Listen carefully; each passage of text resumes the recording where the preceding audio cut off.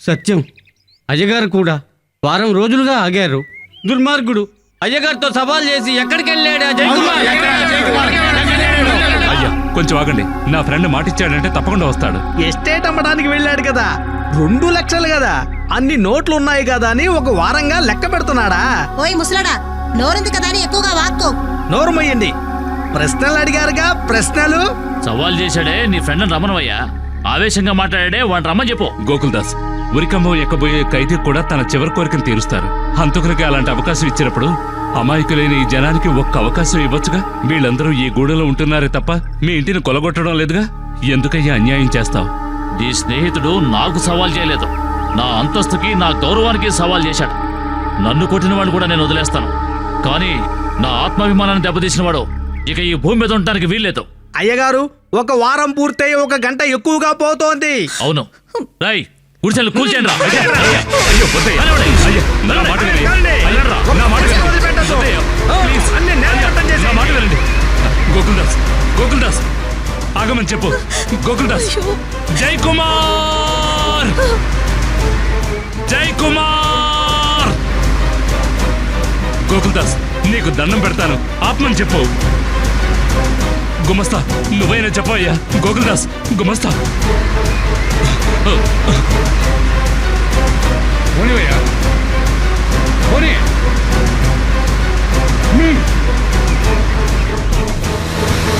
పోనీ.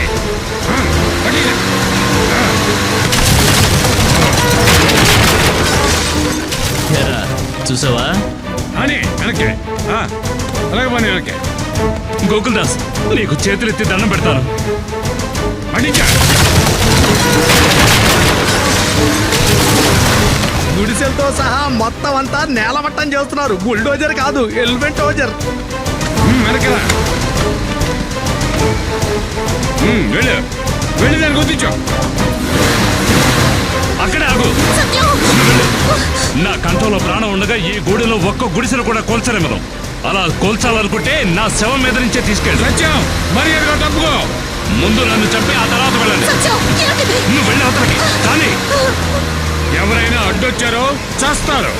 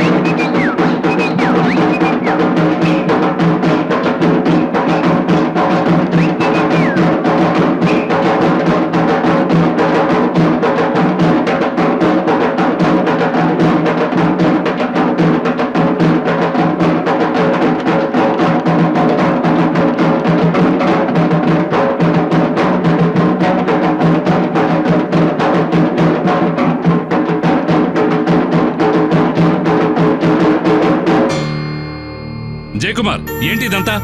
శవన్ రా. ఏంటి తమాషాగా ఉందా? డబ్బులు అడిగితే శవం తీసుకొచ్చావు. జీవితమే తమాషారా. ఇలా చూడు, డబ్బుకు శవానికి చాలా పోలికలున్నాయి. మంచివాడెవడో చెడ్డవాడెవడో శవానికి తెలియదు, డబ్బుకు తెలియదు.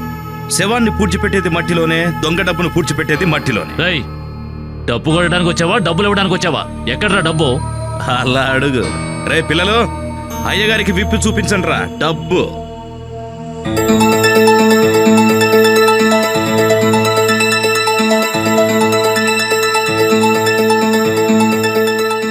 జయకుమార్, అన్నయ్య, మీరు గెలిచారు. ఈ గూడెం పరువు మర్యాదల్ని కాపాడారు. హలో గోకుల్దాస్, ఏంటి డబ్బు చూడగానే బిగుసుకుపోయావు శవంలాగా? రా తీసుకో. ఏ గుమాస్తా, చూసుకో. తేలేవనుకున్నా తెచ్చావు. మూసుకో. లాయరు, పత్రాల మీద సంతకాలు చేయించుకొని ఈ డబ్బు వాళ్ళ మొహాన కొట్టు. ఇక మీద ఈ స్థలం ఈ గూడానికి సొంతం.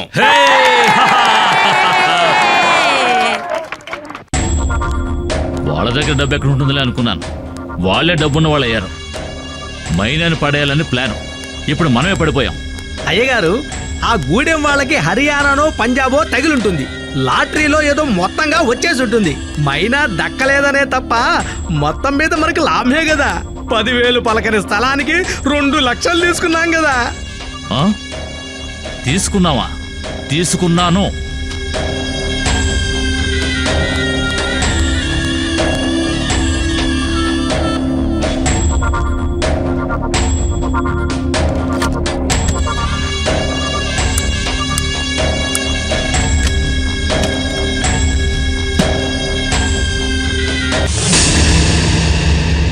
ఏంటయ్య గారు?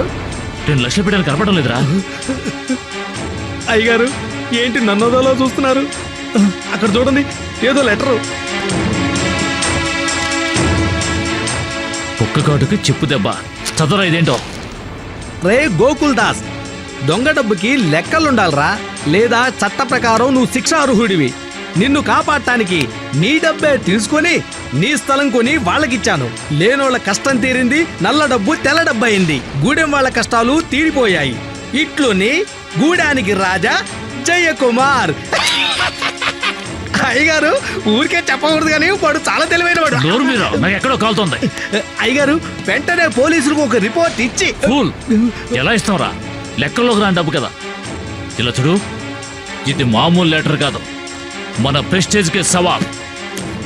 వీడో నేను అని తేల్చుకోవాలి. చెంబులింగం, ఈ జయకుమార్ ఎవరో ఏంటని వాడి జాతకం కనిపెట్టావు. వాడి తలరాత నేను రాస్తాను. కష్టమే. రై పెట్టి.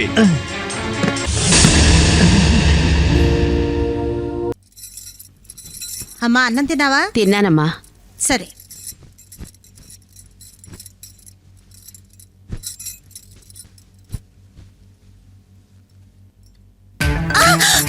ఏంటమ్మా, ఎందుకు అరిచావు?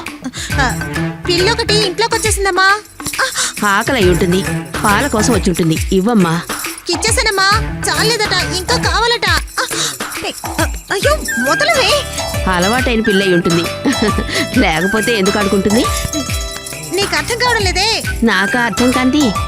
ఇక్కడ 4 కాళ్ళ చప్పుడు, నీ గాజుల గలగల్లు, నీ నవ్వులు. నా కళ్ళు లేవు కానీ చెవులు ఉన్నాయి కదా. అమ్మా బాబు సత్యం, రావయ్యా. నేను ఇప్పుడేనమ్మా వచ్చింది. పాలు నీకే కదా బాబు, ఎందుకు తొందరపడతావు? 3 ముళ్ళు వేశావంటే హక్కుతోనే తీసుకెళ్లొచ్చు. నేనేమీ తొందరపడడం లేదు. నేను కార్ డ్రైవర్ని. ఎక్కడ స్పీడ్గా పోవాలి, ఎక్కడ స్టాప్ చేయాలో నాకు బాగా తెలుసు. కారుకు బ్రేక్ ఉన్నట్టుగానే నా మనసుకు కూడా ఉంది ఉంది ఉంది. తెలుస్తోంది కదా ఎంతుందో. అవును, ఈ రోజు మీ చెల్లెలు పుట్టినరోజు గుర్తుందా? గుర్తు లేకుండా ఎలా ఉంటుంది? ఈ రోజు ఆగస్టు 14వ తారీఖు. చెల్లెల కోసం గుడికి వెళ్తున్నాను.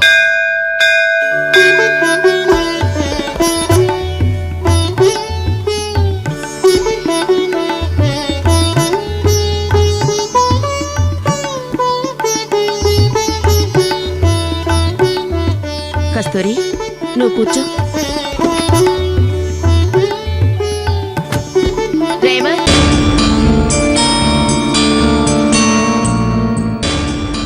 టాక్సీ తీస్తావా? ఎక్కడికి వెళ్ళాలి? రామకృష్ణ రోడ్. రండి.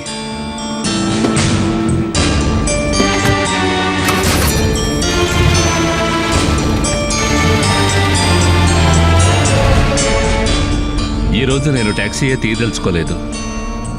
మిమ్మల్ని ఇద్దరిని ఉచితంగానే తీసుకువెళ్తాను. ఎందుకని? నా చెల్లెలు గుర్తుగా. ఈరోజు నేను ఇలా చేయడం అలవాటు. నా చెల్లెల కోసం గుడికి వెళదాం అనుకున్నాను. పర్వాలేదు, వెళ్లే దారిలో మిమ్మల్ని దించి వెళతాను. ఇక్కడేదో పార్సల్ ఉంది, ఎవరైనా మర్చిపోయి వెళ్ళిపోయారా? అది ఎవరూ మర్చిపోయింది కాదు, నేను మనస్ఫూర్తిగా పెట్టింది. ఈరోజు నా చెల్లెలు గుర్తుగా ఎవరైనా అమ్మాయికి కానుకగా ఇస్తాను. పెద్దవాళ్ళు అంటారు కదా, మనం ఒక మంచి పని చేస్తే దేవుడు మనకు మంచి చేస్తాడని. అదేవిధంగా నీలాంటి అమ్మాయి నా చెల్లెలని అనుకుంటే కనపడకుండా పోయిన నా చెల్లెలు దొరక్కపోతుందా అనే నమ్మకం నాకు ఒకటి అనిపిస్తోంది. మీరు తప్పుగా అనుకోరుగా? చెప్పండి. నా చెల్లెల్ని తలుచుకుని పువ్వుల్ని తీసుకున్నాను. కారులో మీరున్నారు. దేవుడే పంపించిన మీరే నా చెల్లెలుగా భావించి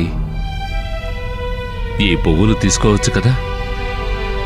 కారులోనే నా చెల్లెలు ఉన్నప్పుడు నేను ఊళ్ళో ఎందుకు వెతకడం? ఇదిగో అమ్మా.